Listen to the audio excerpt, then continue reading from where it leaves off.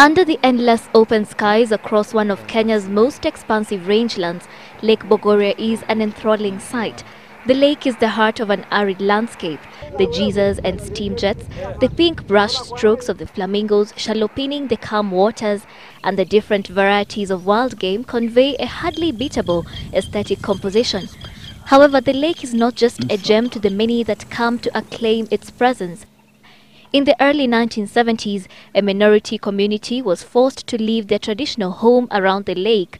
The Endorois community, who today number about 60,000, had to make way for the creation of a game park and tourist facilities.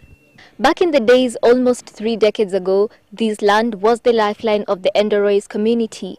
But that was until the 1970s when the government gazetted the land, depriving them of one of the most crucial ancestral homelands.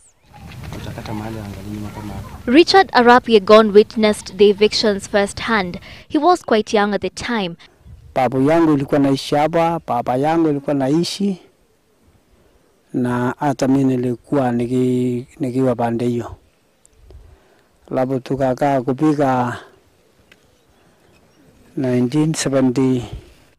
Since the creation of the reserve, the Endorois have been unable to gather the plants they once relied on for medicinal purposes or even visit their cultural sacred sites. Tumepoteza malisho ya ng'ombe, tumepoteza chumvi ambayo ilikuwa nakula, tumepoteza mali ilikuwa nafanya harusi yetu, tumepoteza mali tulikuwa tunapata tawa ya watoto wetu. This is our land. It has always been. This is the center of our culture. According to Yegon, the community who used to earn their livelihood from raising cattle and goats were pushed out to live in an arid area where there is no grass for their animals. They were scattered. The hills in the background provide a somewhat hazy glimpse into the entire Endorois territory. In the old days, he would move his cattle between the fertile lands of Lake Bogoria and the lush highlands of Mochongoi forest. But now the cattle are concentrated in the arid lowlands and they have died in large numbers.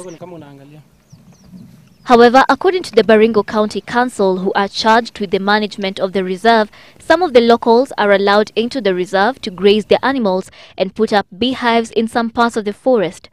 There was the understanding that there will be some form of use, limited human use.